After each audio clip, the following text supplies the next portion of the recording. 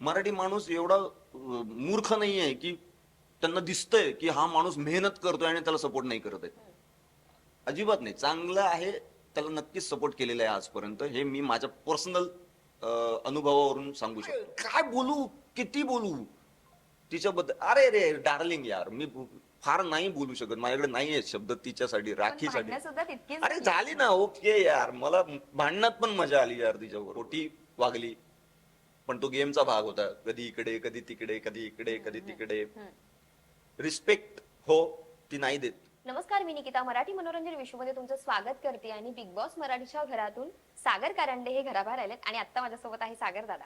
कसे आहात? एक मस्त एकदम. बरं, बाहेर आलायत पण ती गोष्ट तुम्हाला प्रोसेस होतीये का? नाही, अजून नाही. अडकलोय तिकडेच. की जसं काल काल रात्री झोपलो. आज म्हणजे झोपतानाच मी बायकोला सांगितलं होतं की सकाळी मोठ्याने गाणं लाव. आणि तिने लावलं होतं ते गाणं मोठ्याने. खरंच? हो, मोठ्याने गाणं ना, गाणं लागताच क्षणी मी उठलो, चादरीचे घड्या वगैरे घालून व्यवस्थित ठेवलं आणि नाचलो मी घरात थोडं. सकाळ सकाळची ते रुटीन जे होतं, सवय जी होती ती तशीच आहे अजून. बरं, तुमच्या मते तुमचं इविक्शन फेअर आहे की अनफेअर आहे? हे आता ना काय झालं माहितीये का, आता ऑप्शन कमी आहे. 8च माणसं लोकांनी कोणा, म्हणजे हा प्रश्नच आहे की मला नाही घालवणार तर कोणाला अजून. मग मी असं म्हणेन की माझ्याबद्दल अनफेअर झालं. कोण दुसरा गेला असता तर त्याच्याबद्दल अनफेअर झालं असतं. कोण तिसरा गेला असता त्याच्याबद्दल प्रत्येकाला असंच वाटणार आहे की हे अनफेअर आहे. पण जो निर्णय आहे तो मान्य करणं गरजेचं बरोबर. आहे. आणि सुरुवातीला ना तुम्ही दीपाली ताई किंवा राकेश दादा यांच्यासोबत दिसले, त्याच्यानंतर तुम्ही बाल्कनी ग्रुप जो होता त्यांच्यासोबत दिसले, देन त्याच्यानंतर टोळीत दिसले. सो असं काही आहे का की तुम्ही ठरवलेलं की मी याच सोबत जाणार, आणि त्याच्यानंतर जेव्हा तुम्ही टोळीत गेला तेव्हा कंटिन्यू फक्त त्यांच्या सोबतच दिसलात, पण बाहेर प्रेक्षकांचं असं मत होतं की सागर दादा टोळीत नाही खेळला पाहिजे, त्यांनी कृपया बाहेर यावं, कारण ते एक मत असतात ना प्रेक्षकांची की काटा ग्रुप चांगला दिसतोय, टोळी ग्रुप चांगला दिसतोय. पण काय होतं तुमचं मत, काय होतं नेमकं त्या दोन ग्रुप बद्दल किंवा त्या व्यक्तिमत्वांबद्दल? मी खरं सांगू का, मी असं काही ठरवून केलं नाही की मी काटा ग्रुपमध्ये नाही जाणार, टोळीमध्ये जाणार, किंवा बाल्कनी आमची होती यार. तो ग्रुप आपोआप बनला. असं ठरवून नाही बनवलं की हा तू ये तू ये तू ये, असं काही ठरवून नाही झालं. तो ग्रुप बनला. टोळी बरोबरचं कनेक्शन माझं आपोआप झालं. मी खूप गोष्टींमध्ये त्यांनी मला हेल्प केली होती, माझ्या पाठीशी उभे राहिले होते. मग नॉमिनेशन असेल किंवा माझ्या बाजूने सपोर्ट म्हणून ते माझ्या कॅप्टन्सी असेल माझी, त्यासाठी ते माझ्या पाठीशी खंबीरपणे उभे राहिले. मग एक फेवर म्हणून मी त्यांच्यासाठी करायला लागलो. तर ते आपोआप निर्माण झालेलं नातं होतं ते. आपोआप मी नकळतपणे त्यांच्या ग्रुपमध्ये गेलेलो आहे. याचा अर्थ असं नाही की मी त्यांना सपोर्ट करत होतो आणि काटाला सपोर्ट करत नव्हतो. मी टोळीमध्ये असतानाही त्यांच्या विरोधात गेलेलो आहे. जिथे मला पटत नाही तिथे मी टोळीमध्ये असतानाही टोळीच्याच माणसांना बोललेलो आहे. फक्त ते नावं पडली आता, काटा आणि टोळी अशी दोन ग्रुप आहेत, तर त्यातला मी एक टोळीमध्ये होतो हे नाव पडलं. फार काही माझ्या पर्सनॅलिटीमध्ये त्याचा काही फरक परिणाम झाला तर मला नाही वाटत. अच्छा, बरं, तुम्ही घरात जायच्या आधी काही असा गेम प्लॅन ठरवून गेलेला? अरे अजिबात नाही, अजिबात नाही. मी बिग बॉस या कार्यक्रमाला घाबरणारा माणूस होतो. आधीचे सीझन तुम्ही पाहिलेत? नाही पाहिलेत. एक पण नाही नाही, पाहिला? मी फॉलो नव्हतो करत बिग बॉसला. माझी बायको आणि मुलगी भयंकर, म्हणजे एकही एपिसोड म्हणजे आधीचे सुद्धा? आधीचे सगळे हिंदी मराठी सगळे सगळे सीझन तोंड पाडत त्यांच्या. तर त्यांना गॅरंटी होती की मी 2-3 आठवड्यात घरी येईन. बरं, तुम्ही याच्या आधी म्हटलेलात पण की मला 3 वेळा बिग बॉसची ऑफर आलेली, पण ती हा, नाकारली. हो, यासाठीच की हे जे काही मी थोडंफार बघितलं असेल, ते भांडणं, ते एकमेकांची इज्जत काढणं, लायकी काढणं, पात्रता आणि हे ते, अरे बापरे एवढं डेंजर आहे म्हटलं. मग शक्यच नाही म्हटलं, हे असं कसं बोलू शकतो आपण एखाद्या विषयी. आणि घरच्यांना गॅरंटी होती की तुमच्याच्याने नाही होणार, हे नाही जमणार. 2-3 आठवडे जास्तीत जास्त. मी गॅरंटी दिली की मी ऍटलीस्ट 4 आठवडे थांबेल. अच्छा, म्हणजे तुम्हाला सुद्धा माहिती मला नाही नव्हतं? नाही नाही मी ठरवलेलं इथे फिक्स होतं की 4 आठवडे जास्तीत जास्त मी थांबू शकतो इकडे. 4 आठवड्याच्या वरती मी नाही थांबू शकत, किंवा माझ्याच्याने होणार नाही. जे काही बिग बॉस मी बघितलंय थोडंफार, हे नाही होणार माझ्याकडून. पण यार 85 डेज काढले यार मी, मला स्वतःला अभिमान वाटतोय, मला घरच्यांना पण अभिमान वाटतोय, अरे वा 85 डेज. बाहेर बघणाऱ्यांना पण असंच वाटत होतं की सुरुवातीला सागर दादा बाहेर पडेल, पण सागर दादांचा गेम, मी खरंच तुमच्या गेमचं प्रचंड कौतुक करेन, कारण मला प्रचंड तुमचा गेम आवडायचा. म्हणजे त्याच ताकदीने, म्हणजे बोलतात ना एजचं थोडं डिफरन्स पडतो, पण त्यांना तुम्ही एकदम कॉम्पिटिशननी इतक्या जबरदस्त गेम खेळायचा, त्याबद्दल तुमचं खूपच जास्त कौतुक. हो. आणि सर्वात आधी तर सागर दादा बाहेर आला पाहिजे. तो म्हणजे आम्हाला नाही बघवत आहे त्याला, का? कारण तो ओरडतो. हा. कारण आम्ही सागर दादाला याच्या आधीचा एक शो होता, त्याच्यामध्ये तू असा नव्हतास, किंवा तू खूप सॉफ्ट हार्टेड किंवा असाच, पण बिग बॉस मध्ये सागर दादा का असा ओरडतोय, आम्हाला नाही आवडत, अरे, त्याला बाहेर काढा, अशी प्रेक्षकांची मतं होती. हा एक्झॅक्टली मला हेच म्हणायचंय. याच्या आधीचे जे शो होते हम्म, ते अभिनयाशी निगडीत होते. हम्म, मी जे करायचो ते माझं काम होतं. हम्म, मी पर्सनली कसं आहे हे नव्हतं त्यात, पण पर्सनली मी असं आहे, मी ओरडतो, मी ऍक्टर आहे, मी स्टेज ऍक्टर आहे, त्यामुळे माझा आवाज मोठा आहेच, हम्म, मुळातच मोठा आहे माझा आवाज. आणि एका स्टेज ऍक्टरकडे एवढा आवाज असावा. मी मी नॉर्मल जरी बोललो तरी ते काही जणांना ओरडल्यासारखंच वाटायचं. म्हणजे प्रभूच उदाहरण घे, प्रभूला असं नेहमी वाटायचं की मी ओरडतोय. ठीक आहे, मी प्रभूवर ओरडलेलो आहे एक दोन, पण त्याला ते खूपच भयंकर वाटायचं. आणि त्याच्या चांगल्यासाठी करतो सांगतोय मी, हा भाग वेगळा, त्याने घेतलं नाही घेतलं तो भाग वेगळा, पण त्याला असं वाटायचं की मी खूपच लाऊड रिॲक्ट होतोय असं वाटायचं. पण माझ्यासाठी ते नॉर्मल आहे. समोरच्यासाठी लाऊड असलं तरी माझ्यासाठी ते नॉर्मलच होतं, मी असाच आहे. आतापर्यंत जे जे बाहेर पडलेत ना, त्यांचं बाहेर आल्यानंतर एक स्टेटमेंट होतं की आम्हाला जास्त दाखवलंच नाहीये, आम्हाला कमी फुटेज मिळालंय. हो. आता कालचा एपिसोड जो मी बघत होती, रितेश सर पण तुम्हाला असं बोलले की असं जाऊन बोलू नका की मी दिसलो नाहीये. ते मे बी त्याच गोष्टीला उद्देशून असेल, पण असं म्हणजे शो बद्दल असं बोलणं, कारण त्या शो मुळे आपल्याला खूप जास्त इमेज हो, मिळते, खूप हो. छान हे मिळतं, म्हणजे बोलतात ना फेम मिळते, पण त्या गोष्टीला याच म्हणजे बाहेर येऊन असं बोलायचं की नाही आम्हाला दाखवलंच गेलं नाहीये शो मध्ये, किंवा हा. असंच करायचं, याबद्दल तुमचं मत काय आहे? नाही, मला नाही वाटत की मग दाखवलं न दाखवलं यार, तुम्ही तुमचं काम करायला पाहिजे. मी तर म्हणतो ह्या गोष्टी आपल्या हातात नाही आहेत. हे चॅनल किंवा तिकडे बसलेल्या माणसांचं आहे. चांगलं असेल तर नक्कीच दाखवतील, किंवा वाईट असेल तरी दाखवतील. आता उरलं काय, चांगलं दाखवतील तर वाईट दाखवतील. आता तुम्ही त्यातलंच काहीच करत नसेल तर काय काय दाखवणार मग ते? बरोबर, येस, करेक्ट आहे. तुम्ही एखाद्याशी भांडत असाल तर दाखवतील, एखाद्याशी प्रेमाने बोलत असाल तर ते दाखवतील. यातलं काहीच करत नाही तर कसं दाखवणार ते? खरंच. मग खंत व्यक्त मग तेच ना, की नंतर येऊन तुम्ही खंत व्यक्त नका करू की यार माझं काही दाखवलं नाही. तुम्ही काही केलं तर नक्की दाखवणार ते. आता रुचिता बाहेर आली त्याच्यानंतर सुद्धा तिने एक स्टेटमेंट दिलंय की फिल्म इंडस्ट्री वाल्यांना बिग बॉसच्या घरामध्ये चांगलं दाखवलं जातं, आणि जे इन्फ्लुएन्सर आणि आउटसाइडर्स आहेत त्यांना कमी लेखलं जातं. अरे. कारण कसं आहे, आता समजा तुम्हाला कोणत्या प्रोफेशन वरून हिणवलं, तर बाहेरचे सेलिब्रिटी जगतातले ती जे सेलिब्रिटी आहे ते तुमच्या बाजूने येऊन सोशल मीडियावर पूर्ण हे करतात की नाही असं नाही बोललं पाहिजे, पण तिचं असं मत आहे की आम्हाला नेहमी कमीच लेखलं जातं. सो यावर तुमचं मत काय नाही, आहे? सरळ साधं गणित आहे.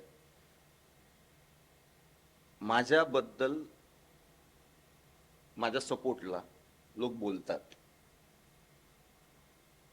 का, तर त्यांनी माझी जर्नी बघितली आहे. मी आता जो काही आहे तो लोकांमुळे आहे. लोकांनी तो प्रवास बघितलाय माझा, माझं काम बघितलंय, माझं काम डोक्यावर घेतलंय, हे सगळा प्रवास त्यांनी बघितलाय, म्हणून ते व्यक्त होतात. तुम्ही माझं हे म्हण की मला तुझ्याबद्दल काही माहितीच नाहीये. तुम्हाला आता ती जागा निर्माण करायची आहे, लोकांच्या मनात स्थान निर्माण करायचंय, ही एक चांगली संधी आहे. त्याच्याकडे दुर्लक्ष करून तुम्ही या गोष्टीवर मध्ये पडू नका. ओके.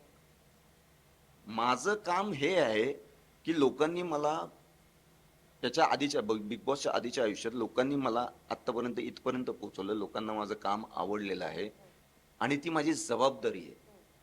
ती एक जबाबदारी घेऊन मी बिग बॉसच्या घरात गेलेलो आहे.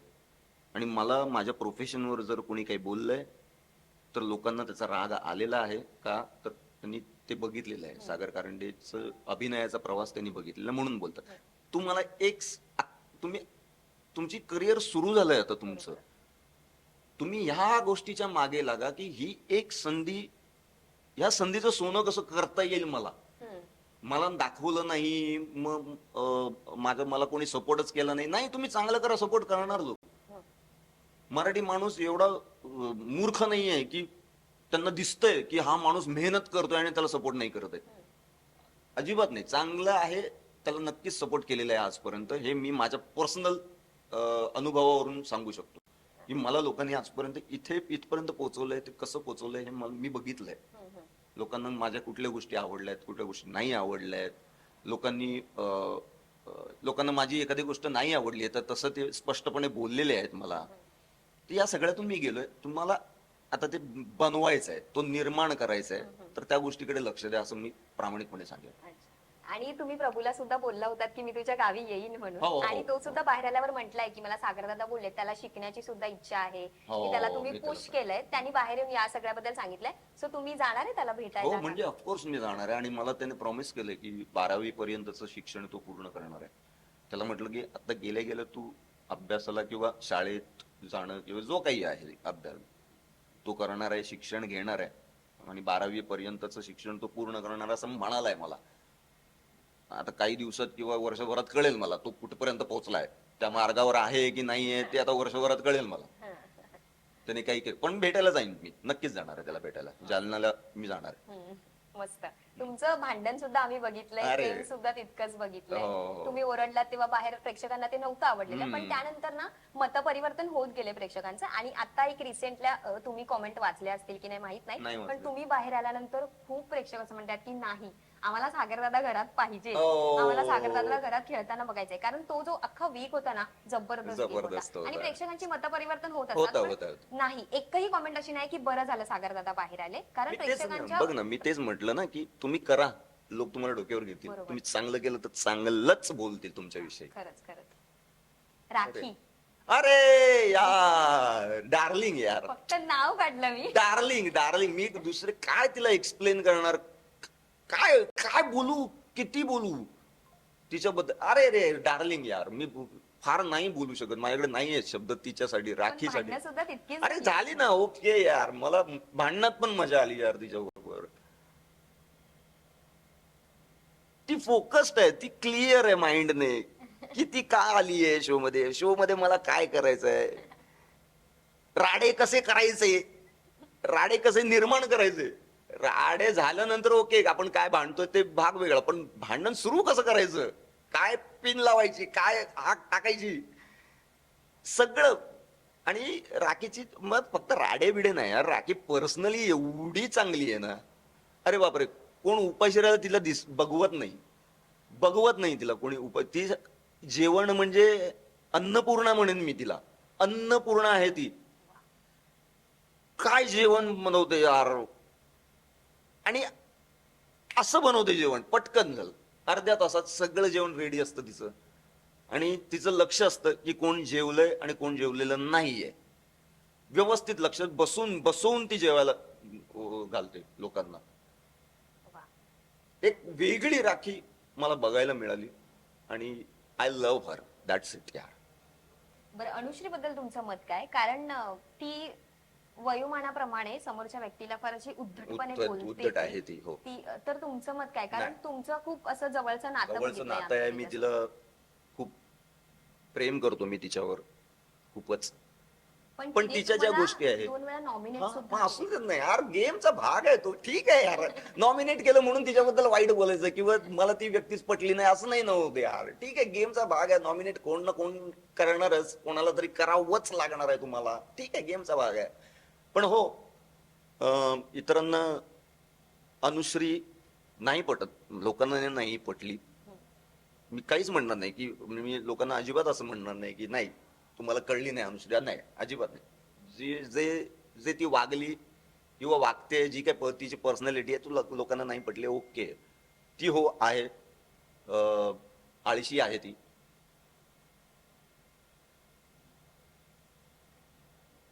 खोटी वागली, पण तो गेमचा भाग होता. कधी इकडे कधी तिकडे, कधी इकडे कधी तिकडे.